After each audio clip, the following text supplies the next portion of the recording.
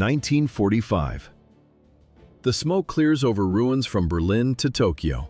The world tallies the dead. But the math is broken. One story remained a footnote. In 1931, a planned explosion on a railway track in Manchuria ignited a total war. This happened years before Europe even looked at Hitler. While Western capitals debated diplomacy, millions in Asia were already being erased. The West chose a silent calculation. They watched the headlines from the Rhine while whole Chinese provinces turned into slaughterhouses. How deep was the silence? Consider the scale. 14 years of conflict in Asia claimed more civilian lives than every European theater combined. This is the great calculation of indifference. In September 1939, German divisions crossed into Poland. The world calls this the beginning. For China, it was merely the 8th year of an ongoing massacre. The Japanese occupation followed a blueprint. It was not chaotic violence. It was systematic. It was scientific. It was cold. Engineers and bureaucrats followed the infantry to turn conquest into a resource extraction machine. By the time the world acknowledged the carnage, the infrastructure of terror was already perfected. In December 1937, the explosion in Manchuria reached its logical conclusion. The occupation ceased to be a military campaign and became a logistics of systematic slaughter. Japanese high command did not strike at random. They mapped the carnage. They seized Beijing and Tianjin to lock the gates to Manchuria. They took Shanghai to choke the nation's primary port. Finally, they moved on Nanjing to decapitate the central administration. The Imperial Army followed a cold blueprint: capture the rail hubs, the deep water ports, and the navigable rivers. Control the veins, and the body dies. In Nanjing, the air turned thick. The metallic scent of blood mixed with the acrid stench of charred railway stations. Soldiers methodically cleared infrastructure zones. 200,000 to 300,000 civilians died in 6 weeks. That is the entire population of Geneva wiped off the map in 42 days. The Chinese defense lines disintegrated into static. Communication between fronts vanished. Mobilization was impossible. The military lacked trucks. They lacked radios. They lacked a structural pulse. Each captured city transformed into a cold machine for resource extraction and mass repression. China could no longer move its limbs. The Nanjing massacre followed a cold calculation. Before the first shot hit the capital, Chiang Kai-shek moved the government to Chongqing. The elite fled to the mountains. How long could an exhausted garrison hold the capital without medicine or ammunition? The infantry waited in frozen trenches. Logistics had failed weeks ago. Soldiers reached into crates only to find empty zinc liners. No bullets, no bandages. General Tang Shengzi stayed behind with the doomed. He commanded a massive garrison of shadows. These men were remnants of previous slaughter. Their bodies were broken, and their supplies were gone. In December 1937, the Japanese reached the gates. They executed a total encirclement. They cut every road. They blocked every water route. The defense held for several days. It was a struggle of bayonets against industrial steel. In the trenches, the scent of gangrene mixed with the metallic chill of empty shell casings. On December 13th, the final Chinese lines collapsed. Shanghai's concrete meat grinder mathematically dictated the fall of Nanjing 3 months before the first shot reached the capital. Chiang Kai-shek chose a desperate stand. Shanghai was China's industrial heart. Its international concessions were a global stage. To lose it was to lose the image of a modern power. The elite 87th and 88th Divisions moved into position. These were China's best. On August 13, 1937, the street fighting ignited. How long could light infantry hold against an industrial empire? The answer lay in the water. Japanese reinforcements flooded in from the home islands. 300,000 imperial soldiers landed under the cover of a massive naval flotilla. The contrast was clinical. Chinese soldiers in the 87th and 88th Divisions fought floor by floor. They turned apartments into bunkers. They used bolt-action rifles against coordinated steel. The roar from the Huangpu River never stopped. Heavy naval guns shattered the concrete. Each shell from the Japanese warships weighed more than a Chinese squad's entire supply of grenades. The sensorics were overwhelming. The rhythmic thunder of naval broadsides shook the foundations of every skyscraper. Plaster dust filled the lungs of the defenders. Smoke from the Jiabei district turned the sun into a dull copper coin. The calculation of the defense was brutal. 200,000 casualties in 90 days. That is more than 2,200 soldiers bleeding out every single day in the streets of one city. By November, the resistance collapsed into the rubble. 200,000 Chinese soldiers lay dead or wounded in the ruins of Shanghai. The defense of Shanghai was a desperate gamble to freeze the panic. It followed the total collapse of the North. On July 30th, 1937, the cities of Beijing and Tianjin fell to the Imperial Army. The Japanese war machine moved with surgical precision. High Command launched a lightning campaign. The strategy was simple: seize urban centers, sever supply lines, and force Chiang Kai-shek to surrender. Beijing fell in less than 3 weeks.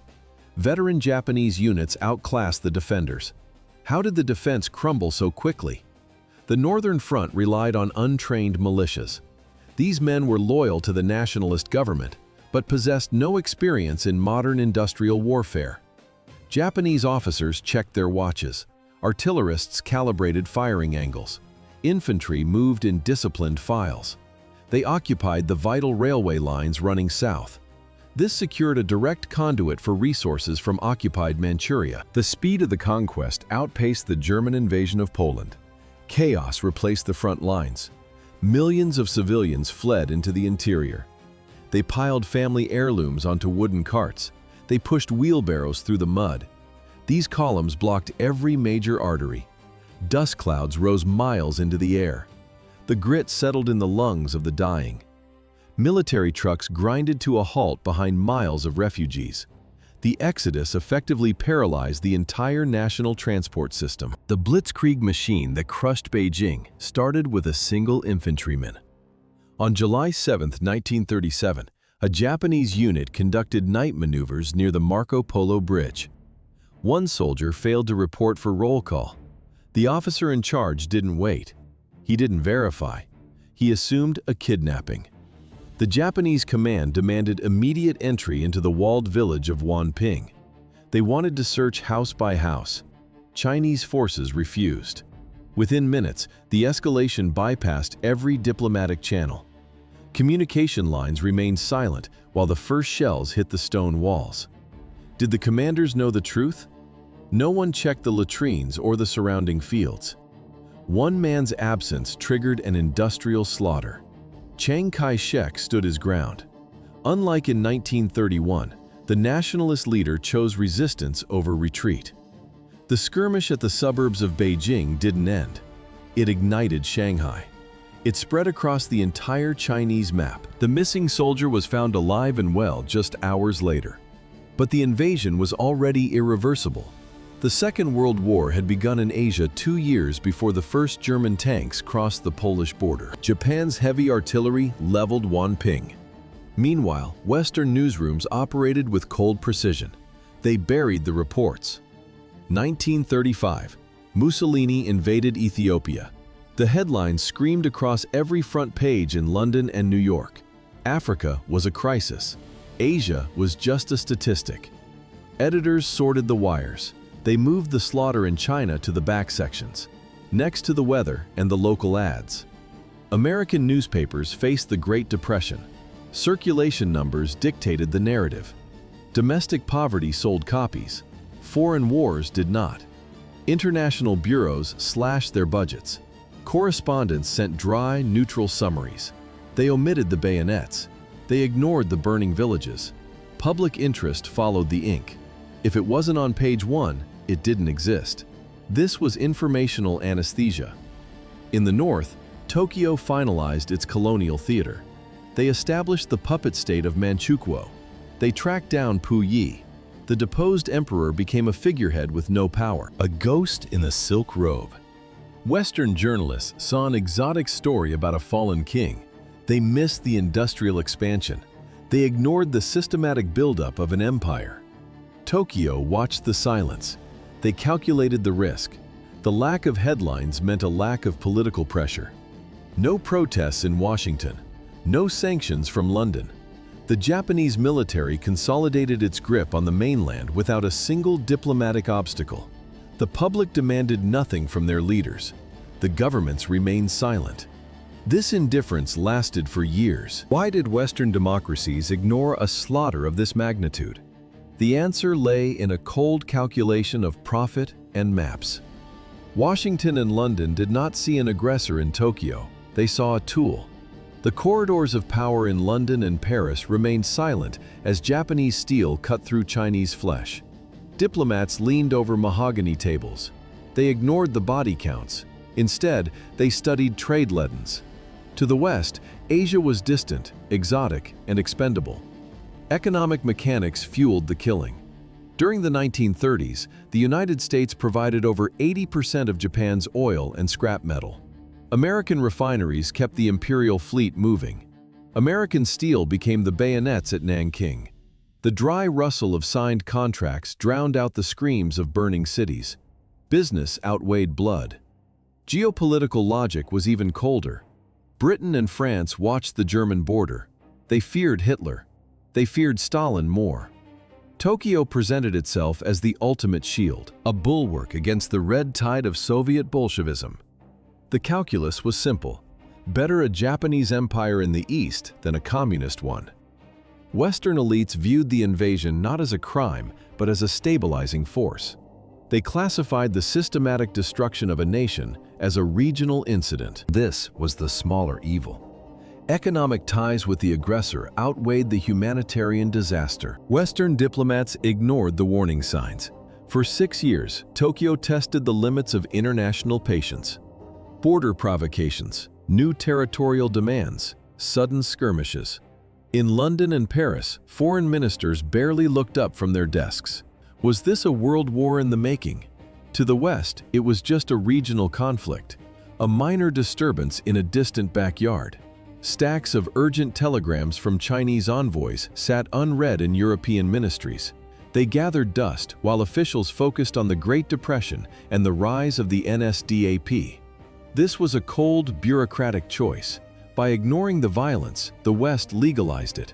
They signaled that expansionism was acceptable as long as it happened far from their borders.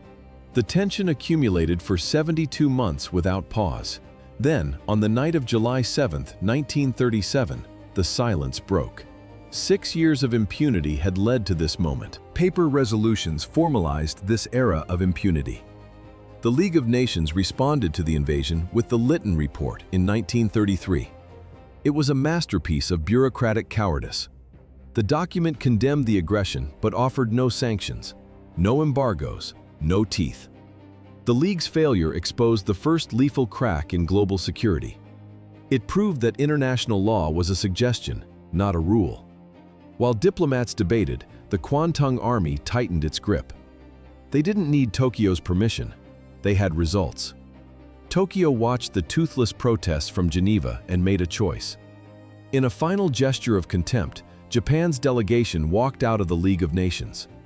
The organization meant to prevent war had effectively legalized conquest. The occupation needed a face. Japan installed Puyi, the last emperor of the Qing dynasty, as a puppet ruler. He presided over the new state of Manchukuo, a leader with a crown but no power. A front for an industrial-scale robbery. Japan followed this with a policy of constant advancement. Diplomats called it gradual expansion. In reality, it was a slow-motion strangulation of Chinese sovereignty. Each month brought new border incidents and fresh territorial demands. Japan demonstratively exited the League of Nations. The Lytton Report merely dissected the aftermath of a mechanism triggered on September 18, 1931, near Mukden. A small explosion cracked the air. Steel vibrated. A few inches of track on the South Manchuria Railway warped under the blast. It was a crude, amateur job. The sabotage was so minor that a southbound train passed over the site minutes later without a jolting shudder. It arrived in Mukden exactly on schedule. But the damage to the rails mattered less than the intent of the men watching from the darkness. Officers of the Kwantung Army stood by the tracks. They saw the train pass. They knew the line was functional. Then they ordered the full-scale invasion of Manchuria anyway. This was a false flag operation. Local commanders acted alone. They bypassed Tokyo. They ignored high-level diplomatic channels. For the Japanese military, the Mukden incident wasn't a crisis to be solved. It was an excuse to be seized. Japan had coveted this territory for decades. Manchuria held the industrial DNA of Northeast Asia: coal, iron, vast, fertile plains. Tokyo's strategists viewed these resources as a biological necessity for imperial survival.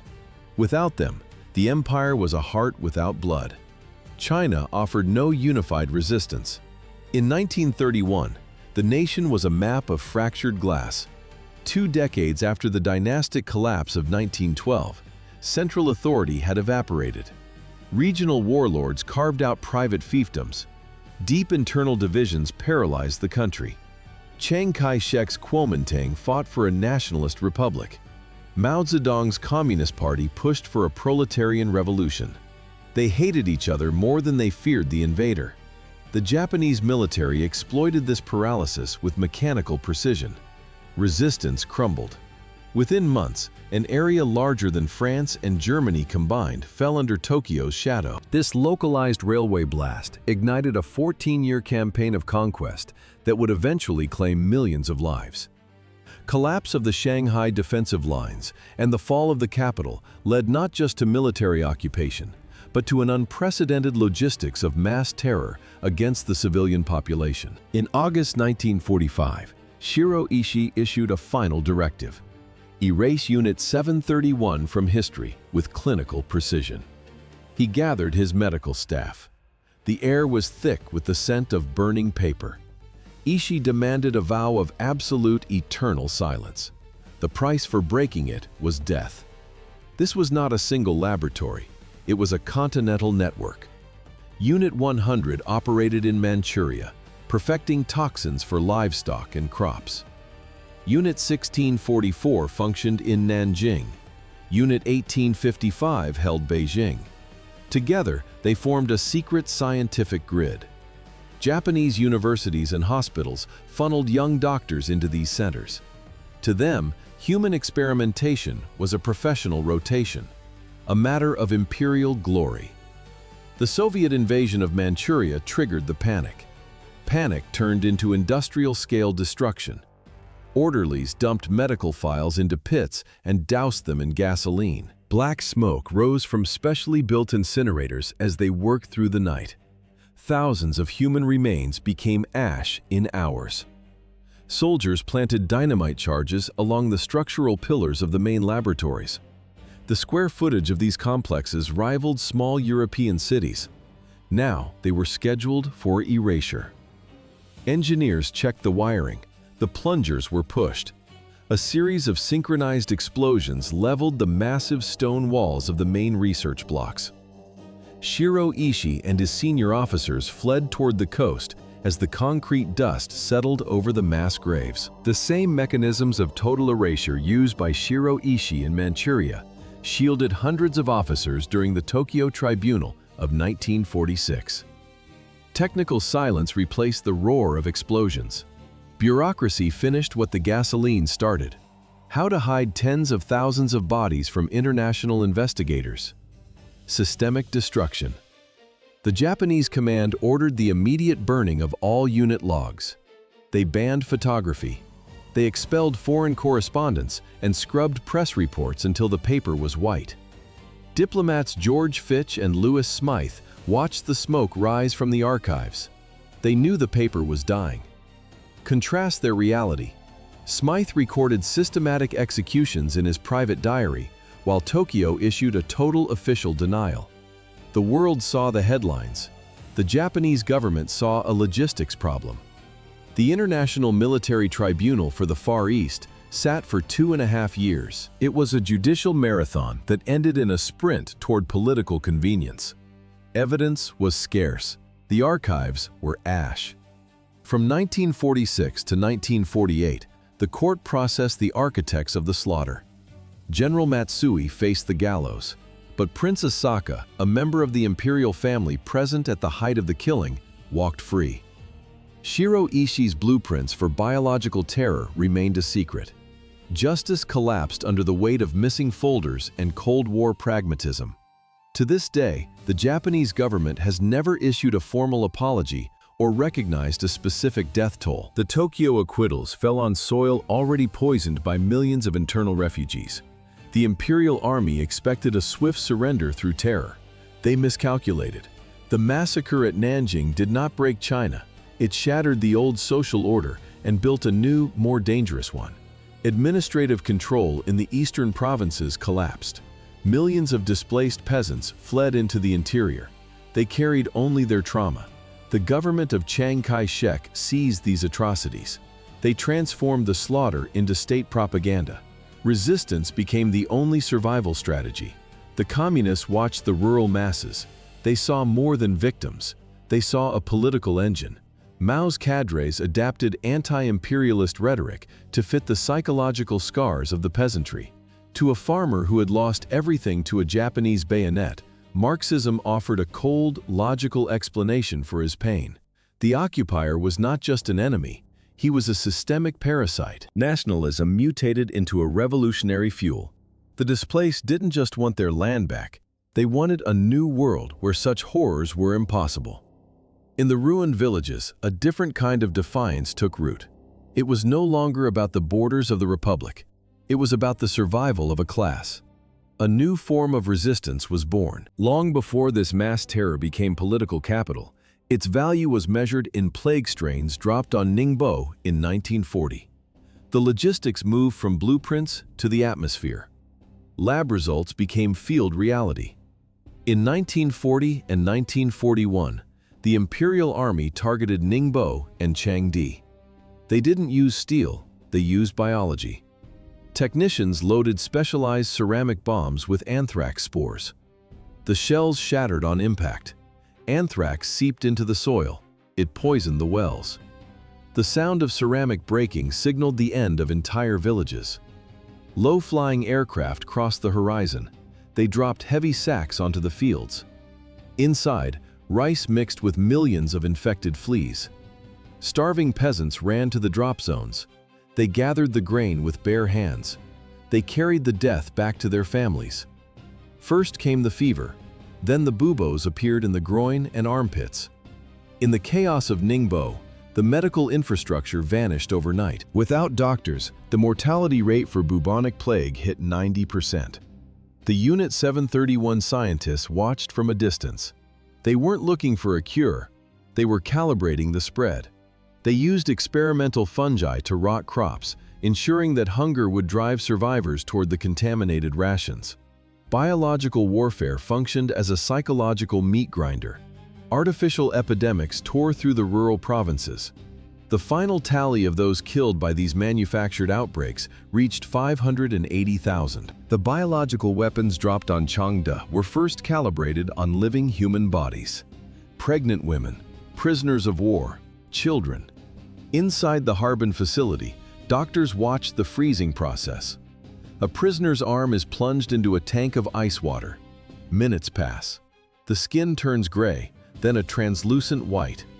Ice crystals begin to form under the dermis. Why did surgeons need to operate on people without anesthesia? Pharmacological interference distorted the data on natural organ failure. A doctor swings a metal bar. It strikes the frozen limb. The limb does not bruise, it shatters like brittle glass. 1938. Yoshio Shinozuka, a young medic, arrived at the complex. He did not see patients, he saw maruta, logs of wood. This was not a slang term, it was a clinical designation. By stripping victims of their names and species, the staff silenced their own empathy. The sound of metal on metal filled the operating rooms. Scalpels sliced through chests while hearts were still beating. Surgeons performed vivisections on conscious victims to observe the real-time decay of organs. No painkillers. The doctors believed anesthesia altered the physiological baseline of the infection. The experiment scaled from individuals to entire lineages. Researchers injected subjects with syphilis to track the collapse of the nervous system. They forced infected men to rape healthy women. They wanted to study the cross-infection rates within family units. Shiro Ishii did not need bullets to kill. He needed budgets. In 1932, the ambitious military doctor stood before the Japanese High Command. He was charismatic. He was well-educated. He had studied bacteriology in Western universities. His pitch was a bureaucratic masterpiece. Why waste soldiers when you can deploy invisible armies? The High Command listened. They saw biological weapons not as a crime, but as a strategic efficiency. This industrial slaughterhouse began in Harbin. Far from the eyes of the world, the isolation of occupied Manchuria provided a perfect legal void. International law did not exist here. Only the pursuit of lethal pathogens remained. The facility looked harmless on paper. Officially, it was a water purification station. The contrast was absolute. Publicly, the site provided clean water. Internally, it housed crematoriums and isolation cells. The budget funded laboratories instead of filters. Ishii focused the mechanics of the site on mass production. The complex was a factory for plague, cholera, and typhus. Engineers designed the layout for a single purpose: to refine the delivery of death. Every surgical room and isolation block served the calibration of anthrax and dysentery. The conveyor belt of human suffering began with these blueprints. In 1932, Ishii secured the funding for the Unit 731 complex. The pursuit of biological annihilation in Harbin's laboratories was a scientific evolution of the raw sadism documented by John Rabe in 1937. Rabe was the director of Siemens in China. He was a member of the Nazi Party. In the middle of the chaos, he demanded order. He and a small group of expatriates established the International Safety Zone. It covered only 3 square kilometers. Inside this perimeter, 250,000 civilians huddled in terror. They waited for a protection that the world could not provide. Rabe sat at his desk every evening. The nib of his pen scratched against the paper. He was a bookkeeper of the apocalypse. His reports were cold, mathematical. He calculated the cost of the first few days: 50,000 dead.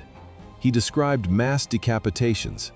He recorded the exact locations of communal graves. The Japanese military turned slaughter into a game. Soldiers held decapitation contests. They kept scorecards. They tracked executions like tournament statistics in a sports journal. New recruits needed practice. They used the elderly as live targets for bayonet drills. Infants were tossed into the air and caught on steel blades. The records grew thicker every hour. The foreign diplomats watched from behind their thin boundary. The Japanese ignored the armbands. They ignored the flags. Soldiers constantly broke through the perimeter of the International Safety Zone. Beyond the 3 square kilometers of the safety zone, a different campaign of systemic terror unfolded. It was the physiological destruction of women. Rape became a sanctioned weapon of war. Japanese squads moved through residential blocks. They kicked down doors. They dragged women into the streets. Age offered no protection. The victims ranged from 7-year-old girls to grandmothers over 70. In the ruins of Nanking, the human body became a battlefield. Soldiers established makeshift military brothels. They seized schools and private villas. They converted them into logistics hubs for sexual slavery. Women were guarded by sentries. They remained trapped for days or weeks. 20,000 documented victims suffered during the occupation. The violence followed a clinical pattern of mutilation. Soldiers used bayonets on children. They disemboweled pregnant women. Entire families stood in circles, forced to watch the assaults at gunpoint. Afterward, the witnesses were executed to clear the record. The chaos reached a tipping point. Some Japanese officers attempted to establish no-go zones for their own troops. They posted guards at specific gates to prevent further desertion of discipline. It was a failed attempt to contain a wildfire of their own making. Some women were held in these comfort stations for more than 40 days. Those who escaped the bayonets in the military brothels were marched in columns toward the banks of the Yangtze River. Officers stood on the docks. They used the heads of kneeling prisoners as training targets for sword strikes. One swing, one kill. The Shagwan Port District became an industrial slaughterhouse. Between 50,000 and 70,000 people died here. The Japanese command saw the disorganized retreat of Chinese soldiers as a justification. No surrender process existed. Any male of military age was a target. How did they handle the logistics of 70,000 corpses?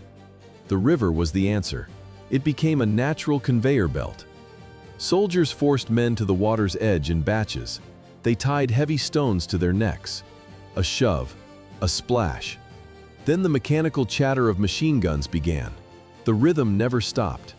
Heavy splashes punctuated the metallic rattle. The Japanese used the Yangtze to solve a storage problem. In a dense city, 70,000 rotting bodies are a plague risk. In the river, they simply disappear downstream. Junior officers practiced decapitations to sharpen their blades and their nerves.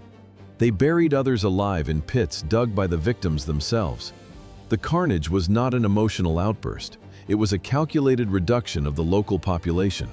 They killed to eliminate potential insurgents.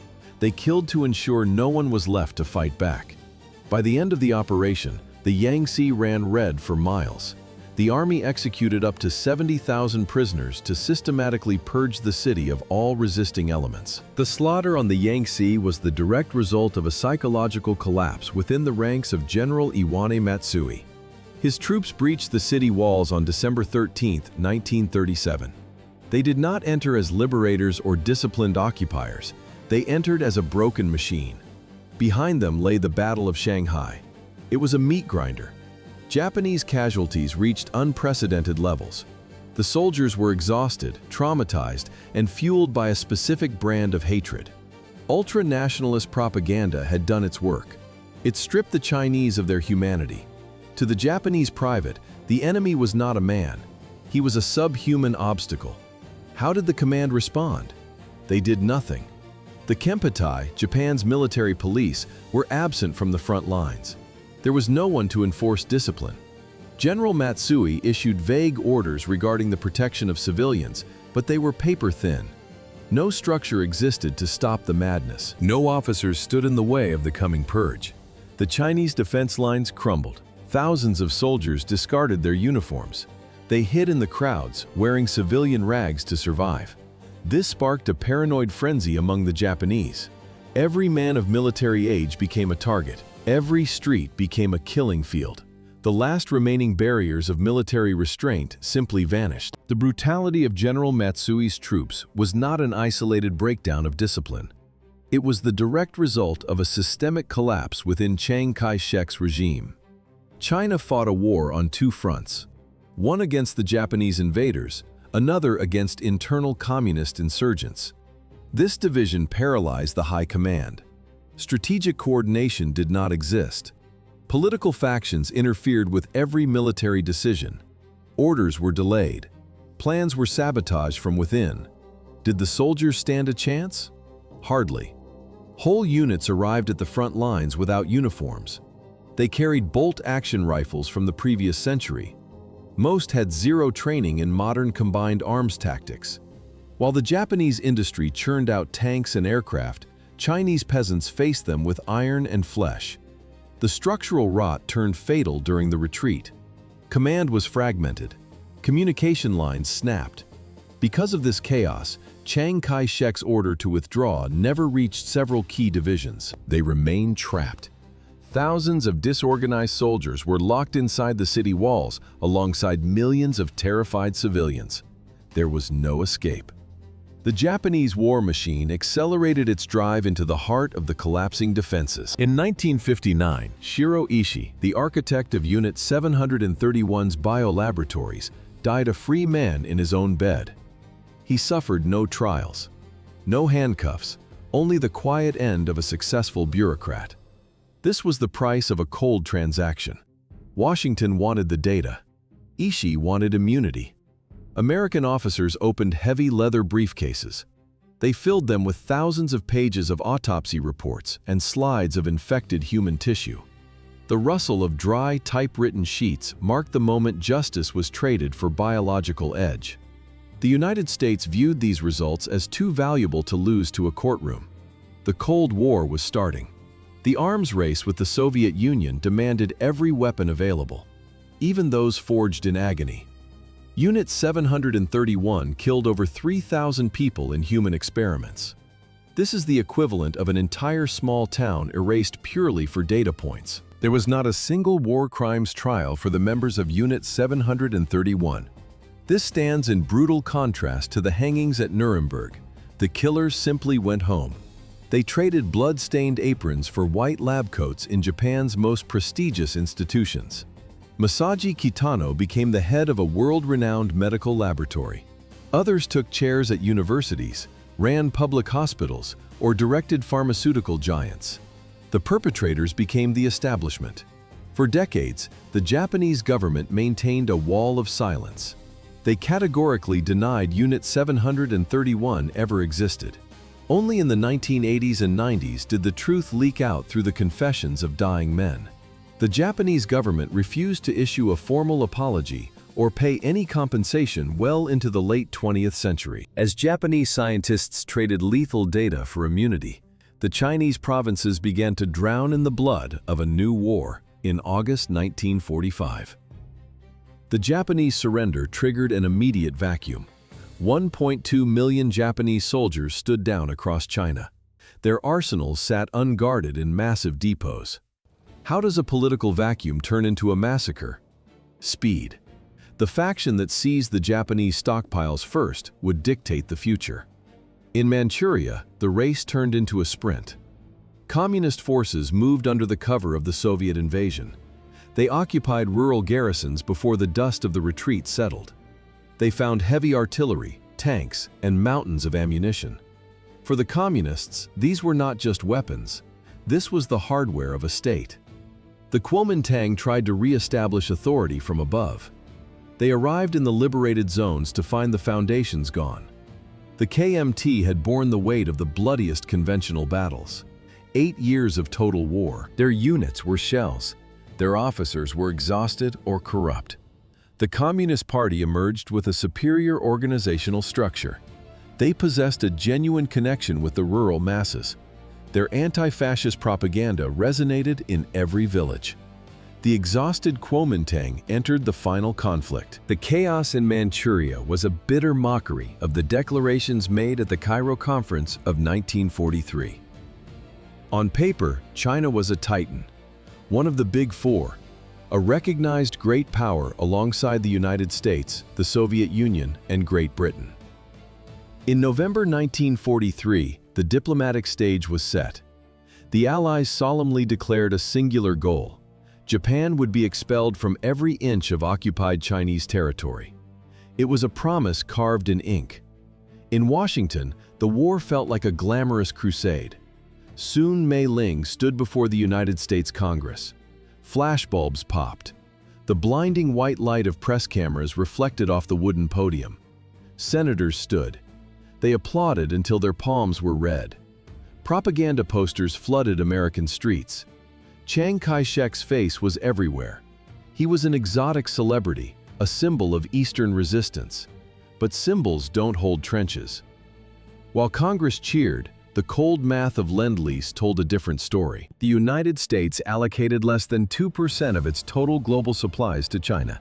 The rest went to Europe and the Soviets. The help was a fragment. It was conditional.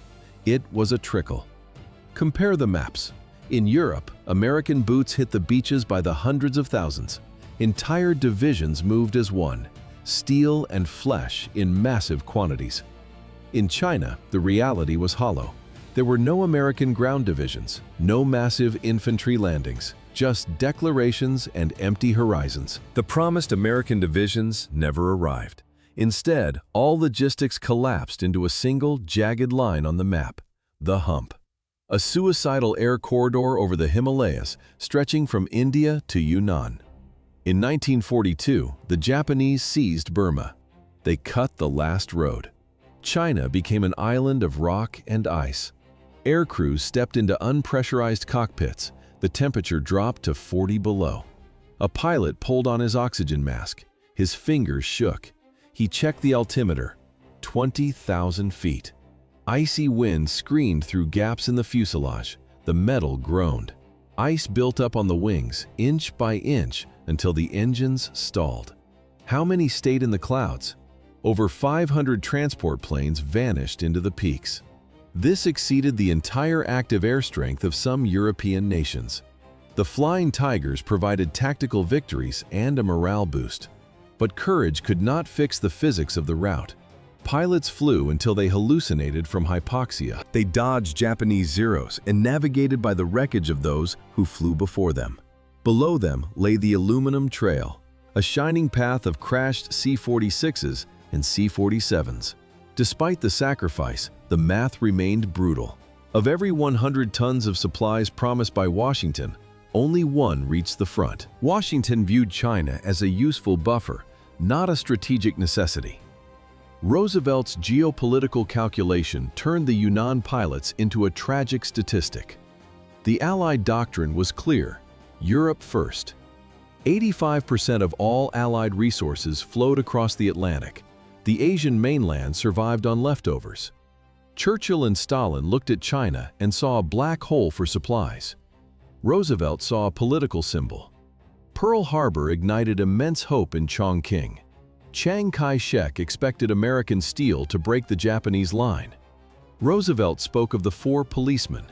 He envisioned China standing alongside the United States, the Soviet Union, and the United Kingdom. It was a grand vision for the post-war order. But on the ground, the reality was a hungry infantry with no boots. China held the title of a great power. On paper, it was an equal to the British Empire. In practice, it was a peripheral theater managed with minimal investment. At the Cairo conference, the rhetoric reached its peak. Roosevelt officially recognized China as one of the four global pillars. When the diplomatic dust settled in Washington, the reality on the ground in China turned predatory. The internal factions turned their weapons inward. Resources were scarce. Foreign aid was a ghost. Both armies looked at the peasantry not as citizens, but as a harvest. A Kuomintang officer stands in a muddy field. He points a Mauser at a village elder. Soldiers toss bags of grain into a truck. This is the requisition. Behind them, the horizon glows orange. The smell of scorched earth. The scorched earth policy hangs heavy. They burn what they cannot carry. The nationalist bureaucracy was a black hole. Joseph Stilwell arrived with American millions, but the math never added up. 40%. That is the estimated share of aid that vanished into the pockets of KMT officials before reaching a single soldier. The Kuomintang had the planes and the tanks, yet they bled resources into internal repression. How did the communists respond with almost nothing? They practiced a cold efficiency. While the KMT absorbed the full weight of Japanese steel, Mao's forces retreated into the shadows. They preserved their strength. They watched their rivals wither. By night, the scene changed. Communist commissars entered the same villages the KMT had looted. They searched for collaborators. Anyone who paid taxes to the nationalists was a traitor. The sentence was a bullet or a rope. The peasant stood between two fires. If he fed the KMT, the communists executed him at midnight. If he hid grain for the partisans, the KMT burned his house at dawn. Loyalty was a death sentence. Trust evaporated. In the vacuum of the countryside, central authority collapsed into a mosaic of local terrors. The KMT abandoned the rural soul of China to save its urban skin. The United Front was a facade. Beneath the surface, the tactical alliance between the nationalists and communists had already turned into a lethal trap. The trigger for this total internal terror was the ambush in Anhui Province in January 1941. The new Fourth Army received orders to move north. Instead, 9,000 communist soldiers marched into a bottleneck. The Kuomintang waited in the heights. The winter silence of the Anhui canyons shattered. Machine gun fire echoed through the valleys. The new Fourth Army had no heavy cover. 7,000 soldiers died or were captured in the slaughter. For Mao Zedong, this was a clinical, unforgivable betrayal. The Second United Front died in those mountain passes. On paper, it remained for the eyes of Washington and London. In reality, the Civil War had already resumed. Both sides stopped fighting the Japanese to eye each other. They hoarded American Lend-Lease crates.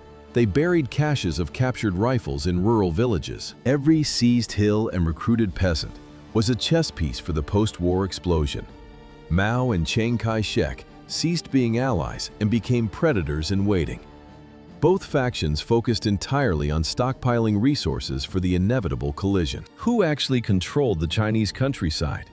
The one who redistributed confiscated land and administered justice. The destruction of the new Fourth Army was a direct reaction from the Kuomintang to the underground infrastructure war waged by the Communists. Behind the front lines, the CCP built a shadow state. They operated parallel courts. They organized local councils. They turned the village into a fortress of bureaucracy. Radical land reform changed the geography of loyalty. The Communists redistributed millions of acres of soil. They traded land deeds for absolute peasant support. For a farmer who had never owned the dirt under his fingernails, a CCP land certificate was more valuable than any nationalist decree. Ideology became a logistical weapon. Communication between the nominal allies collapsed into silence. Chiang Kai-shek and the Red Army hid troop movements. They withheld intelligence. They accused each other of sabotage in every official report. The KMT eventually clamped down on the flow of resources. They blocked the Red Army's access to Allied supply drops. Weapons and grain meant for the war against Japan sat in nationalist warehouses instead. To the Red Army, 0 Allied shipments arrived through KMT territory. In response, communist propaganda painted Chiang Kai-shek as a corrupt puppet of foreign interests. It worked. Within the nationalist ranks, soldiers began to question their commanders. Discipline dissolved into resentment. The central government was losing its grip on its own men. The desertion rate in some nationalist units climbed to 20% per month. This parallel system of influence relied on the tactical successes of Peng Dehuai's 8th Route Army. By August 1940, the Communists stopped hiding. They moved. Peng Dehuai mobilized 400,000 men. This force was massive. It exceeded the entire British Expeditionary Force at Dunkirk. The 100 Regiments offensive began with a hiss. Guerrillas crawled toward the tracks in the dark. They lit fuses under the steel rails. Then came the roar. The sound of tearing metal filled the night as Japanese armored trains derailed in Hebei. Guerrillas swarmed the wreckage. They struck railway lines and fortifications simultaneously across the north. Precision met chaos. The Japanese response was clinical and immediate. They could not catch the saboteurs, so they targeted the neighbors. Soldiers entered the nearest villages. They did not ask questions. This was the cycle: a partisan strike followed by a massacre of the innocent. The Communists used the carnage as a recruitment tool. Each burned hut was a reason to fight. While the villages smoldered, the guerrillas disappeared into the inaccessible mountain bases. September 1937, Nanking and Yan'an signed a document. The Second United Front was born. Formally, the Communist Party subordinated its divisions to the Kuomintang. Visually, it was a unified wall against the Japanese invader. In reality, the ink was a thin veil for sabotage. The two armies lived in different centuries. Chiang Kai-shek's KMT demanded a conventional machine. This required heavy artillery, fortified cities, and coal-burning locomotives. Such a system is a hostage to its own logistics. One severed rail line paralyzes 10,000 men. The Communists operated on a different math. Their doctrine relied on friction, not force. Small mobile units struck supply depots and vanished into the brush. They needed no railways. The KMT held the heavy steel. The Communists held the mountain paths. The disparity was structural. A regular division consumes 30 times more supplies than a guerrilla brigade. Chiang Kai-shek looked to the Soviet Union and the United States for tanks and planes to bridge this gap. Mao looked to the peasantry. The alliance was a fiction of convenience. The Communists used the legal protection of the pact to infiltrate occupied zones and establish parallel administrations. Chiang Kai-shek stared at the maps in his Nanjing headquarters. He ignored the reports of Japanese troop movements in the north. Instead, his wooden battalion markers slid across the topography of Shaanxi province. He was encircling Mao Zedong. He was hunting his own people while a foreign empire stood at the gate. The strategy was a cold mathematical formula. Chiang called it first internal pacification, then external resistance. To him, the Communists were a cancer. The Japanese were merely a skin disease. Between 1930 and 1936, the Kuomintang launched 5 massive encirclement campaigns. They burned resources that could have equipped dozens of anti-Japanese divisions. Mao's forces had survived the long march, but they were bleeding. They retreated into the inaccessible mountains of Shaanxi, reduced to a fraction of their original strength. Chiang wanted a final blow. He wanted total eradication. But the ground shifted in December 1936. In the city of Xi'an, Chiang's own generals committed the ultimate insubordination. They kidnapped their leader. They didn't want his gold or his resignation. They demanded a war against Japan. The pressure became a physical weight. Public outrage exploded after the horrors in the occupied zones. International allies pulled back. The domestic vacuum was collapsing. In September 1937, the bitter enemies signed a document of desperation. Chiang Kai-shek formally announced the Second United Front. By 1949, Mao Zedong would raise a new flag over a nation of ghosts. Millions were already dead. Yet this ending was mathematically predestined 4 years earlier, at the very moment of so-called victory. The Japanese flag descended. Before the fabric hit the ground, nationalist and communist banners rose over the same charred ruins. In the streets, the scent of cordite and wet ash remained. It never truly left the air. The transition from World War to civil slaughter happened in a heartbeat. 14 years of Japanese occupation ended. A 4-year internal bloodbath began. For the Chinese people, peace was a fiction. The vacuum left by the retreating imperial army triggered an immediate clinical struggle for total control. How many more would fall? The math of the next 4 years was precise and devastating. 6 million more lives would vanish. This was the additional price on top of the 20 million already lost since 1937. The country was physically hollow, morally exhausted, deeply fractured. Mao Zedong and the Communists prepared for the final strike against the nationalists. Armed struggle for absolute power commenced. Victory in Chongqing and Chengdu tasted like ash. Fireworks exploded over ruins. The infrastructure inherited by the victors was a hollow shell, mined and poisoned by the retreating enemy. How does triumph look after 8 years of total destruction? It is a celebration held on chemical wastelands. The celebration was frantic. Millions flooded the streets of Chongqing. They waved national flags and ignited firecrackers. In Chengdu, the crowds wept for those who did not survive. 8 years of systematic looting had ended, but the cost was calculated in craters and corpses. The retreating Japanese left a final legacy. Units 731 and 100 moved out. They left behind thousands of infected rats. They hid glass ampules filled with biological agents.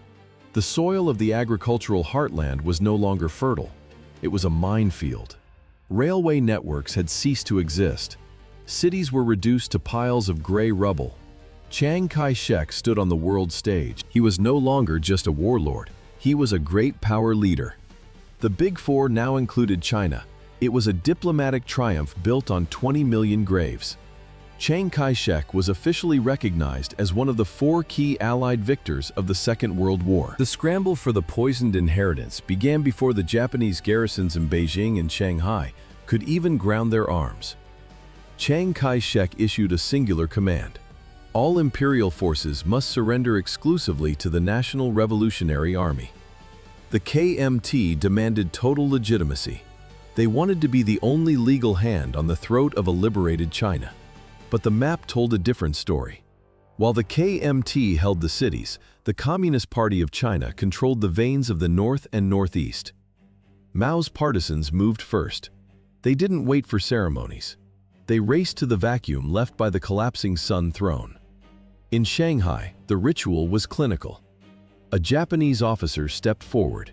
He handed his ancestral blade to a KMT representative. Around them, stacks of Type 99 rifles grew into steel mountains. You could hear the metallic clatter of thousands of bolts hitting the pavement. It was a symphony of restoration, purely symbolic. The reality in the countryside was chaotic. Remote garrisons didn't wait for officials. They vanished. Some commanders simply walked away, leaving the gates to the arsenals wide, only for the communists to enter. In the rural borderlands, the Kwantung Army left behind a massive windfall. Over 700,000 small arms. This wasn't just equipment, it was the foundational arsenal for a Red Revolution. Blood spilled over these stockpiles before the peace ink dried. Nationalist patrols clashed with communist units over industrial plants and ammunition depots. In Tianjin and Canton, the handovers were formal. In the hills, they were gunfights. Two bitter rivals stood over the ruins of a fallen empire. 1 million Japanese soldiers were now prisoners. 4 million Chinese bayonets were already pointed at each other. The broadcast on August 15th shattered 8 years of total mobilization. 1 million Japanese soldiers stood deep in Chinese territory. They held the railroads, they controlled the ports, they occupied the industrial heartlands. Suddenly, their war had no purpose. Static hissed from every radio receiver. Through the white noise, a trembling voice emerged. It was Emperor Hirohito. For the first time in history, the Japanese people heard the voice of their living God. He spoke of a new and terrible weapon. He spoke of enduring the unendurable. The divine authority that ordered them to kill now ordered them to stop. The psychological isolation was absolute. Officers in remote garrisons stared at their sets in silence. Some suspected a deception. Others felt a paralyzing void. In the cities, Chinese civilians watched their occupiers. 8 years of brutal occupation had ended with a radio signal. Chiang Kai-shek acted before the echoes died down. With no Western Allied troops on the ground, the nationalist government seized the moment. Every Japanese garrison received the same clinical directive. The nationalist leadership demanded an immediate and total surrender. Imperial Japan faced the same calculated cruelty it once inflicted on China. But the scale changed. Emperor Hirohito only spoke of a new and cruel bomb after nuclear fission erased 2 cities from the map. What could break the fanaticism of the high command? A temperature of several million degrees melting human flesh. August 6, 1945. The B-29 Enola Gay opens its bay doors over Hiroshima. A flash blinds the horizon. The little boy bomb detonates with 15 kilotons of force. At the epicenter, the heat exceeds 4,000 degrees Celsius. In 1 second, 70,000 people vanish. They do not die, they cease to exist. Kinetic energy vaporizes bone and muscle instantly. Only carbonized shadows remain etched onto the concrete walls. 3 days later, August 9th, a second sun rises over Nagasaki. 40,000 die in the initial blast. Thousands more begin a slow collapse. Their cells disintegrate from radiation poisoning. It is a biological horror that will last for years. This absolute power destroyed every Japanese illusion of a negotiated peace. The high command paralyzed. Inside the bunker, the split was total. Army fanatics demanded national suicide. They preferred total extinction to the humiliation of unconditional surrender. The pragmatists in the Navy and the Emperor himself saw the mathematical reality. To continue was to choose total annihilation. Hirohito moved to end the war. While nuclear fire melted Hiroshima, a mechanized juggernaut erased the Japanese empire from the Asian continent. 1,500,000 Soviet soldiers crossed the border. The Kwantung Army, once the pride of Tokyo, was now a hollow shell. 1945. The elite regiments were gone, moved to the home islands to face the Americans. Left behind were the old, the green, and the undersupplied. They held thin lines with obsolete rifles. Then the Red Army hit. How long did the defense last? 10 days. The Soviet offensive was a clinical display of modern mechanized slaughter. Heavy bombers shattered the rear. Elite paratroopers dropped behind the lines. Tank divisions bypassed strongpoints, cutting the nerves of the Japanese command. Harbin fell. Mukden followed. Then Changchun. The imperial administration vanished in a cloud of diesel smoke and steel. In less than 2 weeks, the Soviets dismantled a colonial empire built over decades. 600,000 Japanese soldiers surrendered. They were stripped of their weapons and loaded into freight cars. Most were funneled into the GUPVI labor camp system. Soviet authorities dispersed the captives across the frozen expanse of Siberia. Mortality rates spiked as winter took hold. The survivors remained in those camps for years, laboring in conditions as brutal as those Japan had inflicted upon the Chinese. This mechanized juggernaut collided with Manchuria on August 8th. It stripped Tokyo of its last industrial heart. 1.5 million Red Army soldiers crossed the borders of Manchuria, Mongolia, and Korea simultaneously. The ground vibrated. Thousands of tank tracks churned the dry earth into a thick dust cloud. Steel columns bypassed resistance. Soviet T-34s rolled past massive coal mines and silent steel mills. For 14 years, this land served as the puppet state of Manchukuo. By the next morning, that reality evaporated. The loss was mathematical. Manchuria provided Japan with over 90% of its continental oil. It supplied 70% of its iron. The region housed the empire's primary chemical plants and weapons factories. Without these refineries, the imperial war machine literally ran out of fuel. Panic gripped the Japanese administration. Officials burned documents in courtyard bonfires. Ash drifted over the industrial complexes of Mukden and Changchun. The Kwantung Army, once the most prestigious force in the empire, watched the horizon. They were ghosts of a former elite. By 1945, the Kwantung Army consisted of elderly reservists and teenagers. Their equipment was obsolete. Their fuel was gone. They stood motionless as the Soviet armor bypassed their fortifications. 1 million soldiers surrendered or fled. The elite Kwantung Army ceased to exist. The Allied strategy for China was not a plan for liberation. It was a cold, mathematical exclusion. Washington and London viewed the Pacific through a single lens: the defeat of Germany first. China was a footnote in the grand communiques. The Pentagon's island-hopping bypasses the mainland entirely. Planners focus on the Philippine Sea and the black sands of Iwo Jima. Why? To build runways. Strategic air power replaces ground intervention. The B-29 superfortress becomes the primary tool of war, not the Chinese infantrymen. Did the West coordinate with Chongqing? No. Major operations like the invasion of the Philippines and the meat grinder of Okinawa proceed without consulting Chiang Kai-shek. General staff in Washington draw lines on maps that intentionally avoid the Chinese coast. They choose isolation over engagement. A total naval blockade chokes the Japanese home islands, while fire raids level their cities.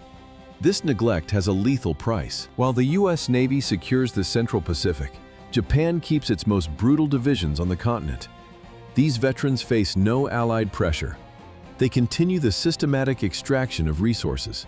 They continue the repression of civilians. The atomic strikes on Hiroshima and Nagasaki eventually force a surrender, but they come too late for the millions trapped under occupation. By the final day of the war, Japan still commanded over 1 million combat-ready soldiers across the Chinese mainland. London viewed a strong China not as an ally, but as a threat. While millions died under Japanese occupation, British planners focused on a different map. Their priority was the survival of the empire. India, Burma, Hong Kong, Singapore. The British held the Burma Road. To China, it was a lifeline. To London, it was a buffer for India. This was the friction point.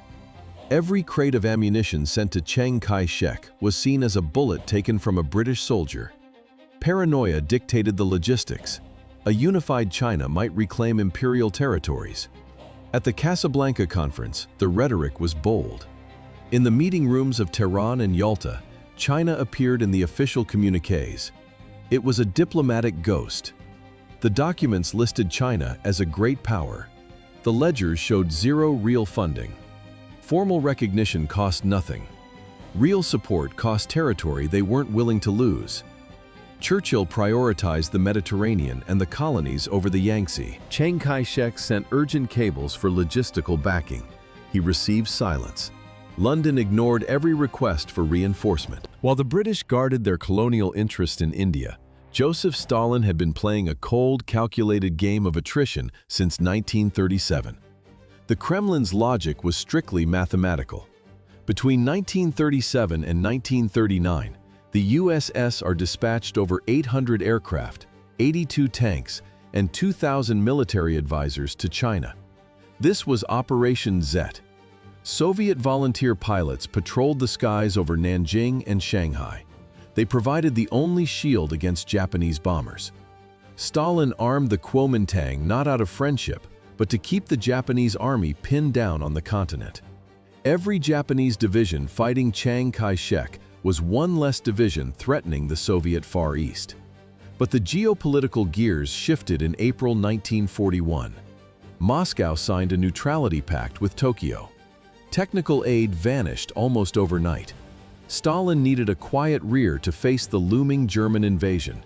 He traded Chinese blood for Soviet security. The strategy was a double-edged blade.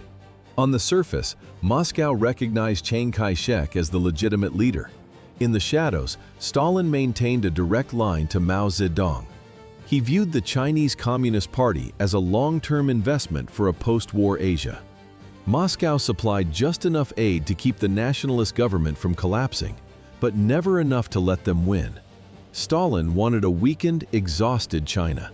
This vacuum would eventually be filled by his chosen revolutionary partner, Mao Zedong. Joseph Stilwell arrived in Chongqing in 1942. He carried a mandate from Washington and a rigid sense of duty. The American general looked at the Kuomintang and saw a hollow shell. He saw systemic corruption.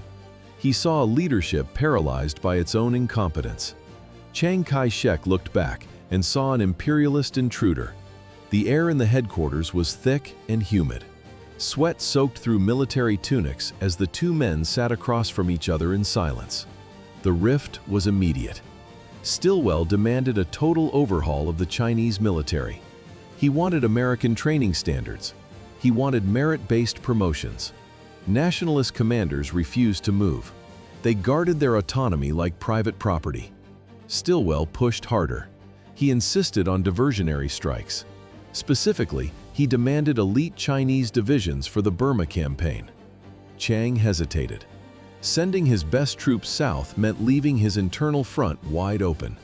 This strategic fracture had a price. In 1944, Japan launched Operation Ichigo. It was a massive offensive. Because the best Chinese units were tied down in Burma, the domestic defense crumbled. The tension turned into open hatred. Stilwell called Chiang peanut in private cables. Chiang viewed Stilwell as a threat to Chinese sovereignty. The relationship was dead. Roosevelt watched the collapse from the White House. He feared a total Chinese withdrawal from the war. Such a move would free millions of Japanese soldiers for the Pacific Theater. To save the alliance, Roosevelt made a choice. He sacrificed his general to keep a crumbling partner. Joseph Stilwell was officially recalled in 1944.